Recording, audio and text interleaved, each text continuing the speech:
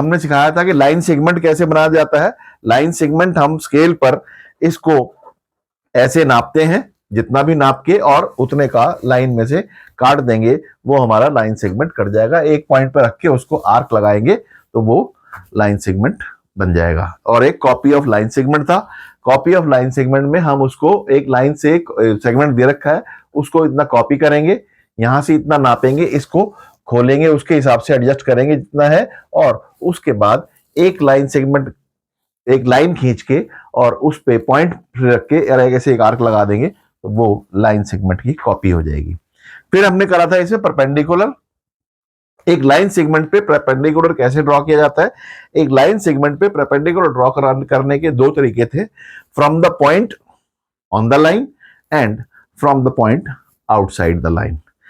On the line और outside the line से हम परपेंडिकुलर कैसे ड्रॉ करते हैं, ये मैंने आपको पिछली क्लास में समझाया था। ठीक है, वो कैसे ड्रॉ करते हैं, ये जैसे एक लाइन सेगमेंट है, ये लाइन है, इस पर एक पॉइंट अगर P ये गिवन है तो इससे हमने एक परपेंडिकुलर ड्रॉ करना है। वो परपेंडिकुलर ड्रॉ करने का मैंने तरीका बताया था कि इसको जितना मर्जी खोलो, एक कंफर्टेबल अपने हिसाब से, यहां रखकर एक आर्क लगा दो इस पर। ठीक है, यहां रख के उस पर एक ऐसे हम आर्क लगा देंगे और फिर एक आर्क यहां लगाएंगे और एक आर्क यहां लगाएंगे। ये इसको हम Q का नाम देंगे और इसको ज्वाइन कर देंगे। ये PQ जो है perpendicular on the line L आ जाएगा, ये from point on it.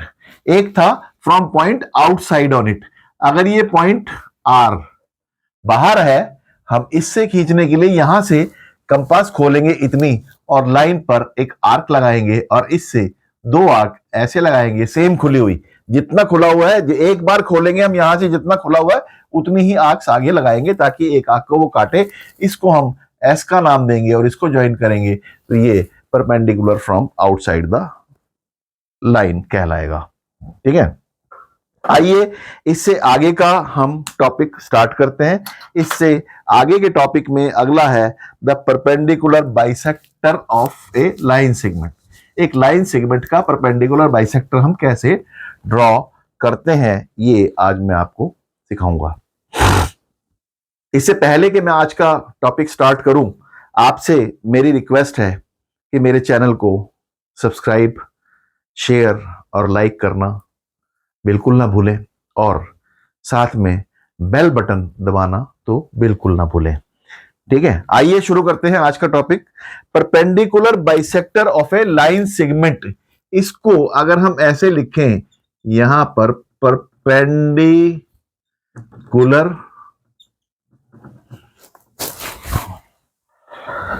Bisector of A line segment. एक लाइन सेगमेंट का परपेंडिकुलर बाइसेक्टर हमने ड्रॉ करना है। एक लाइन सेगमेंट गिवन है A और B, ये एक A है और ये B गिवन है। मान लो ये कहता है कि 6 सेंटीमीटर का ये लाइन सेगमेंट है। ठीक है, 6 सेंटीमीटर का ये लाइन सेगमेंट है AB। ठीक है, AB लाइन सेगमेंट है, इसका हमने परपेंडिकुलर बाइसेक्टर ड्रॉ करना है। उसके लिए पहला स्टेप क्या हुआ, from scale draw a line segment equal to 6 centimetre. 6 centimetre के इक्वल जो है ये लाइन सेगमेंट एक ड्रॉ करना है। इसको ड्रॉ कर लिया। इसके बाद यहां पर अब हमने इसका परपेंडिकुलर बाइसेक्टर खींचना है। अब यहां पर एक वर्ड जो है, एक परपेंडिकुलर है और एक बाइसेक्टर है। बाइसेक्टर का मतलब क्या होता है, बाई का मतलब दो पार्ट्स में इक्वल, और सेक्टर का मतलब उसको दो पार्ट्स में इक्वली डिवाइड करे, मतलब divided in two parts equally. इसका मतलब बाइसेक्टर होगा। परपेंडिकुलर का मतलब मैंने बताया था कि a line making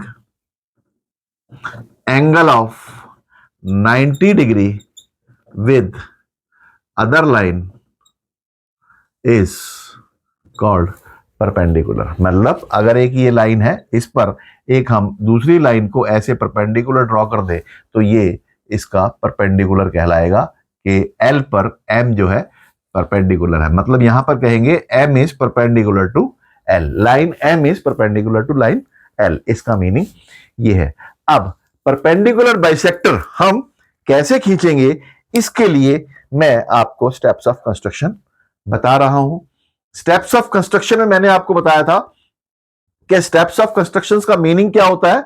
steps of construction का मीनिंग होता है कि हम जो हम काम कर रहे हैं, जो हमने एक्टिविटीज की हैं, उनको हमने स्टेप्स की फॉर्म, पहले हमने क्या किया, फिर हमने क्या किया, फिर हमने क्या किया, फिर हमने क्या किया, उसको जिस जिस स्टेप्स पर हमने जो काम किया उसको लिखना, that is called steps of construction. सबसे पहले हमने क्या किया, we have drawn a line segment A B of 6 centimetre. तो सबसे पहला स्टेप हम लिखेंगे कि ड्रॉ, यहां पर स्टेप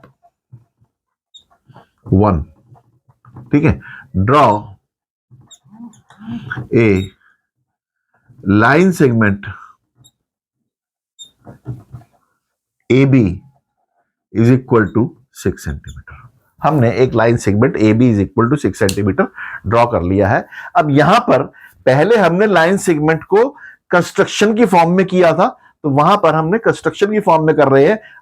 अब यहां पर लाइन सेगमेंट से आगे की कंस्ट्रक्शन कर रहे हैं हम, तो हमने वो मेन कंपास और रूलर से करने हैं, बाकी हम इसको रूलर से ड्रॉ कर देंगे और स्केल से इसको ड्रॉ कर देंगे, कंपास से ड्रॉ करने की जरूरत नहीं है। ठीक है, फिर दूसरा स्टेप क्या है, अब बाइसेक्टर खींचने के लिए रूल क्या है कि जितना ये ए बी है उसके आधे से ज्यादा ये कंपास खोलनी है आपको। अब आधे से ज्यादा आप अंदाजा ले सकते हो, ये 6 है, 6 का मतलब 3 से ज्यादा। अब हमने नापना नहीं है कि 3 से ज्यादा है, अंदाजा ले लो 3 से ज्यादा। ये देखो, ये आधे से ज्यादा हो गया, लग रहा है ना आधे से ज्यादा। ये इतना पोर्शन ज्यादा है कि ये वाला पोर्शन ज्यादा, ये वाला पोर्शन ज्यादा है ना, तो हम इसको आधे से ज्यादा कहेंगे, अंदाजे से लेना है। और अंदाजा ऐसा होना चाहिए कि आपको लगे कि ये आधे से ज्यादा है। फिर हम क्या करेंगे कि एक यहां पर रखकर एक हम आर्क इधर लगाएंगे, यहां पर रखकर एक आर्क हम इधर लगाएंगे, दोनों तरफ हम आर्क्स मार्क करेंगे इसको। मतलब पहले हम ए पर रखकर एक आर्क इधर और एक आर्क दूसरी तरफ, ऐसे और ऐसे हम 2 आर्क्स मार्क करेंगे। फिर हम बी पर रखकर ऐसे एक मार्क लगाएंगे, इसको इस पे काटा और इसको इस पे काटा, ये काटा, इसको हमने पी और क्यू नाम दे दिया, दोनों जहां पर वो काटा है। अब स्टेप 2 हमारा क्या आया, स्टेप 2 हमने क्या किया, ठीक है, step 2, from A open compass more than half of AB,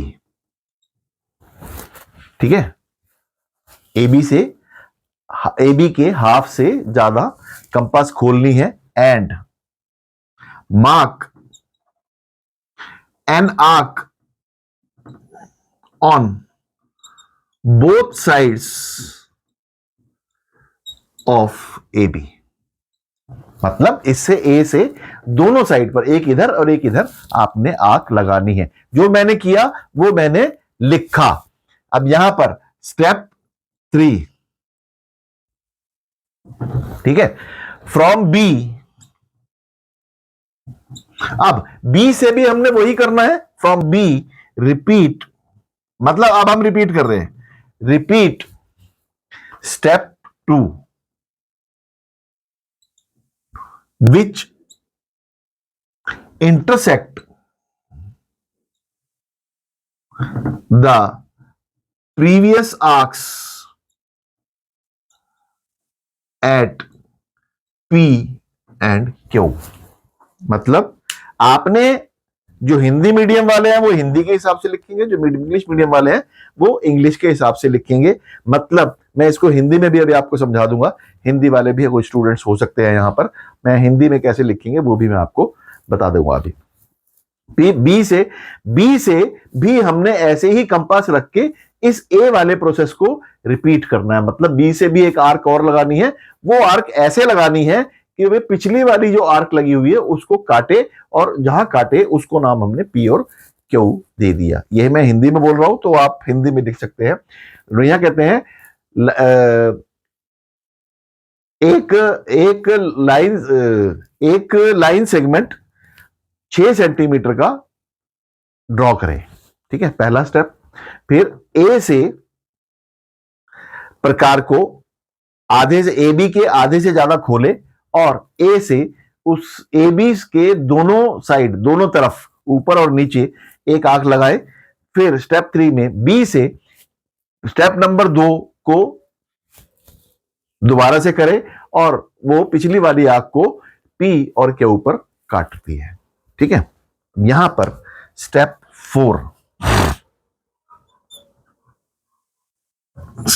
क्या हुआ? ज्वाइन पी क्यू को आपने ज्वाइन कर देना है।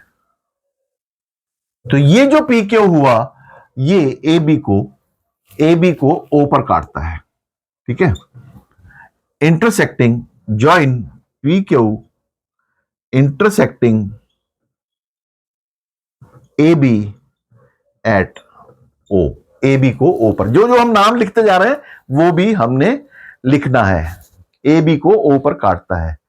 देन स्टेप 5, अब हमने स्टेप 5 में हमारा काम हो गया। अब हमने रिजल्ट लिखना है। रिजल्ट क्या था? परपेंडिकुलर बाइसेक्टर ड्रॉ करना था। हमारा परपेंडिकुलर बाइसेक्टर ड्रॉ कर दिया और P Q is the required perpendicular bisector. अब अगर ये परपेंडिकुलर बाइसेक्टर है तो इसका मतलब ये वाला एंगल और ये वाला एंगल 90 डिग्री है। मतलब हमें यहां पर शो करना है angle AOP is equal to angle BOP is equal to 90 degree. ये दोनों के दोनों एंगल्स 90 डिग्री के हैं। एओपी और एंगल बीओपी दोनों के दोनों एंगल्स 90 डिग्री के हैं ये। ठीक है, और दूसरा इसमें एक और चीज क्या है? एक तो 90 डिग्री का परपेंडिकुलर हो गया, दूसरा बाइसेक्टर है। बाइसेक्टर का मतलब ये वाला डिस्टेंस और ये वाला डिस्टेंस इक्वल है। एओ इज इक्वल टू ओबी भी है। एओ इज इक्वल टू ओबी, ये डिस्टेंस भी इक्वल है। This is called perpendicular bisector. ठीक है, इसको हम परपेंडिकुलर बाइसेक्टर बोलते हैं। ठीक है, आप लोगों को शायद समझ में आ गया होगा। इसमें एक और चीज है कि construction of an angle of given measure. अब एंगल ड्रॉ करना, एक मेजरमेंट गिवन है, वो हम कैसे ड्रॉ करते हैं। ठीक है, एंगल कैसे ड्रॉ करते हैं ये हमने सीखना है। पहले हमने क्या सीखा? परपेंडिकुलर ड्रॉ करना, परपेंडिकुलर बाइसेक्टर ड्रॉ करना, सर्कल ड्रॉ करना, लाइन सेगमेंट ड्रॉ करना। ये सारी चीजें हमने अभी तक सीखी हैं। अब हम सीखेंगे कि एंगल हम कैसे ड्रॉ करते हैं और एंगल को हम कैसे कंस्ट्रक्ट करते हैं। ठीक है, एंगल कंस्ट्रक्ट करने के लिए इसमें एक चीज ध्यान रखनी है कि एंगल को कंस्ट्रक्ट करने के लिए हम प्रोटेक्टर का यूज करते हैं। प्रोटेक्टर का यूज करते हैं और कंपास से भी हम कुछ एंगल्स ड्रॉ करते हैं, वो हम इस टॉपिक में यहां पर सीखेंगे। अब एक कहता है कि draw angle of 50 degrees, 130 degrees and 178 degrees. ये हमने एंगल्स ड्रॉ करने हैं। तो ये ड्रॉ करने के लिए हमने क्या करना है, पहले एक लाइन ड्रॉ करो या लाइन सेगमेंट ड्रॉ करो, जहां पर भी एक लाइन सेगमेंट ए बी है, वो कहता है ए पर एक एंगल ड्रॉ करना है आपने 50 डिग्री का। अब यहां पर एक चीज ध्यान रखना है कि अगर हम ये ए है, ए से ये जो है ये स्ट्रेट लाइन हमारा 90 डिग्री है, स्ट्रेट लाइन से लाइन की तरफ हमारा हमेशा 90 से लेस होगा और इधर हमारा 90 से ग्रेटर होगा। जब हम यहां डी रखेंगे, डी में मैंने आपको प्रोटेक्टर में मैंने आपको बताया था कि उसमें दो पोर्शंस होते हैं, एक left to right 0 to 180 degree होता है और right to left 0 to 180 degree होता है। ये डी मैंने आपको कल बना के दिखाई थी, एक बार मैं आपको फिर यहां पर बनाकर दिखा देता हूं कि डी कैसी होती है। ये जो है डी होता है, ये डी होता है। डी में दो तरह के यहां पर मार्क्स होते हैं, यहां पर लेफ्ट से राइट तक 0 से 180 डिग्री होता है और ये 90 डिग्री होता है बीच में, ठीक है। और यहां पर 180 होता है और यहां पर 0 होता है, ये 0 से 180 होता है। अब अगर हमने हमारी लाइन ए से खींच रहे हैं तो हम यहां पर लेफ्ट टू राइट जा रहे हैं, लेफ्ट टू राइट जा रहे हैं तो हमने 0 से 90 डिग्री वाला मेजरमेंट चेक करना है। अगर हम यहां बी से एंगल ड्रॉ करते हैं तो हम लेफ्ट टू राइट जा रहे हैं, सॉरी राइट टू लेफ्ट जा रहे हैं, तो राइट टू लेफ्ट में हमने ये वाला मेजरमेंट काउंट करना है और उसके हिसाब से हम एंगल्स ड्रॉ करेंगे, ठीक है।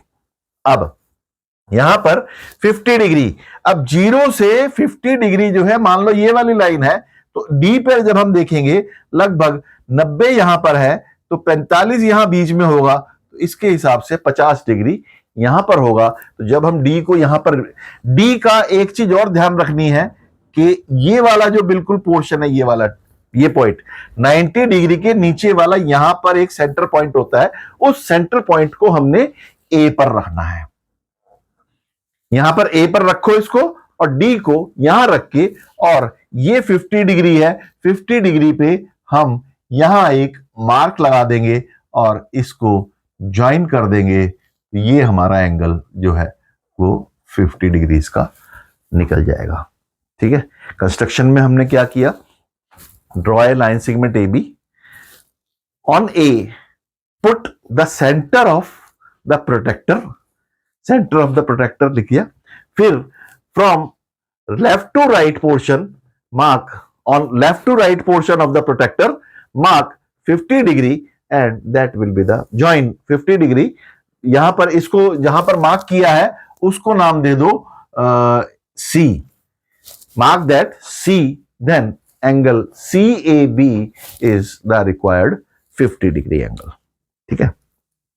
फिर वो कहता है कि बी पर एक एंगल जो है, या ए पर ही मैं कहता हूं 130 डिग्री का एंगल बनाना है, ए पर 130 डिग्री का एंगल बनाने के लिए इसको क्या करना पड़ेगा, ए पर यहां रखा। अब ये जो है राइट टू लेफ्ट है, तो राइट टू लेफ्ट के लिए हमने ये वाला 0 to 80 लिखना है, क्योंकि 90 से 180 जो है वो इसके बीच में है। तो ये जो 130 है, ये जो है, अब मैं यहां पर लिखूं, ये जो है 0 to 90 के बीच में है, ये जो है 90 to 180 के बीच में है, ये जो है 90 to 180 के बीच में है। तो हमने मोर देन में यहां पर 90 to 180 जो है वो ये वाला लेना है हमने। हम यहां पर 90 to 180 में 130 डिग्री जो है लगभग, अगर मैं इसको डी को यहां पर रखूं तो यहां से ये 90 से ये 90 आया, 90 से मैं यहां पर 45 जोड़ूं तो यहां पर 135 आएगा लगभग ये, और ये पोर्शन हमारा 135 आ जाएगा, 130 आ जाएगा। इसको ज्वाइन कर दूं यहां पे, यहां रख के मैंने एक डी रखा, ये डी रखा, यहां पे एक मार्क लगाया, ये एंगल मेरा ये जो एंगल होगा इसको मैं डी दूं तो डी ए बी, ये जो डी ए बी एंगल है that is equal to 130 degree. ठीक है। ऐसे ही अगर वो कहता है कि बी पे रख के आपको एंगल 178 डिग्रीज बनाना है, तो 178 डिग्रीज जब बनाना है, डी को यहां पर बी पे रखो, सेंटर इसका ये वाला सेंटर जो है बी पे आना चाहिए। बी पे रख के अब हमने 180 बी से 180 जो है वो बी से यहां रखेंगे तो वो 90 to 80 ये ऊपर वाले पोर्शन में आएगा। आपने बस ध्यान रखना है कि जिस चीज का एंगल रखना है हमने वो वाला पोर्शन जो है हमने चेक करना है कि वो कम वाला है या ज्यादा वाला है, उस तरफ का हमने देखना है, बस इतना ध्यान रखना। अगर तो यहां पर 178 डिग्रीज लगभग यहां पर होगा, मैं डी को यहां पर रखूं तो वहां से यहां पर एक ये जो है ये एक मार्क लगेगा, और इसको अगर मैं ज्वाइन कर दूं और इसको नाम दे दूं मैं ई, तो ये जो एंगल है ये E B A is the required angle of 178 degrees. ठीक है, ये 178 डिग्रीज का एंगल हुआ। प्रोटेक्टर से हम एंगल्स कैसे ड्रॉ करते हैं ये मैंने आपको सिखाया है। प्रोटेक्टर से आप कोई भी एंगल 0 से 180 डिग्री का कोई भी एंगल आप ड्रॉ कर सकते हैं। ठीक है, अगर आपने 180 से ज्यादा डिग्री का एंगल ड्रॉ करना है, ठीक है, मान लो एक एंगल ड्रॉ करना है आपने 210 डिग्रीज का, तो 210 डिग्रीज का एंगल करने के लिए बी से अगर मैं यहां पर ये एक लाइन लूं और इस पॉइंट पर एक एंगल मैंने 210 डिग्रीज बनाना है, तो यहां पर बी इसको और यहां पर मैं ए नाम दूं, तो ये जो है ये एंगल तो 180 डिग्री हो गया। इससे थोड़ा सा और मैं नीचे चला जाऊं, यहां पे एक मैं 30 डिग्री का एंगल और बना दूं, ये 30 डिग्री का हुआ, तो ये 180 प्लस 30, ये टोटल एंगल जो है 210 डिग्रीज का हो जाएगा। बड़ा एंगल अगर आपने ड्रॉ करना हो तो 180 से प्लस करके उतने डिग्री का एंगल, फिर डी को हम उल्टा रखेंगे, इसके नीचे यहां पर बी रखेंगे और डी नीचे को करेंगे, फिर 30 डिग्री देखेंगे, 30 डिग्री हमारा 0 to 80 में यहां पे आएगा, तो यहां पर हम इसको मार्क कर देंगे। ठीक है, तो ये हमारा एंगल ड्रॉ करने का कंस्ट्रक्शन है। इससे आगे एंगल्स में कुछ एंगल्स ऐसे हैं कि जो अब हम कंपास से ड्रॉ करेंगे, वो क्लास मैं आपको नेक्स्ट क्लास में करवाऊंगा, और नेक्स्ट क्लास मेरी आखिरी क्लास होगी इस 6th स्टैंडर्ड को के मैथ्स को कंप्लीट करने के लिए। इस क्लास के बाद, नेक्स्ट क्लास के बाद मेरा 6th स्टैंडर्ड का मैथ्स खत्म हो जाएगा। उसके बाद बच्चों को किसी भी चैप्टर में 1 से 1 to 14 चैप्टर्स में किसी भी चैप्टर में कोई भी प्रॉब्लम हो, कोई चैप्टर ना समझ में आया हो और मुझसे वो दोबारा सीखना चाहता हो, तो मुझे कमेंट बॉक्स में लिखो, वो क्लास मैं आपको दोबारा अवेलेबल करा दूंगा। और जो टॉपिक समझ में नहीं आता है कमेंट बॉक्स में लिखो, मैं आपको कमेंट बॉक्स में भी उसका आंसर दूंगा।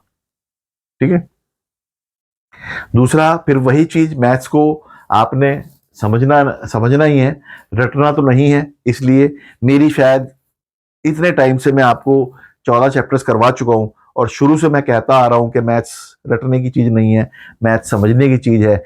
और ये बात शायद आपने अपने जहन में, अपने दिमाग में बिठा ली होगी, बिठा नहीं ली तो बिठा लो कि मैथ्स रटने की चीज नहीं है, मैथ्स समझने की चीज है। इसीलिए प्रैक्टिस करो, प्रैक्टिस करो, प्रैक्टिस करो और कुछ मत करो। मैथ्स आपके चरणों को धो धो कर पिएगा। आपको मैथ्स के चरण धोने की जरूरत नहीं है, मैथ्स आपके चरण को धोएगा। तो इसलिए मैथ्स को रटना नहीं है, समझना है। इसीलिए पढ़ते रहो, आगे बढ़ते रहो और रटो मत, मुझसे सवाल पूछते रहो। Thank you very much.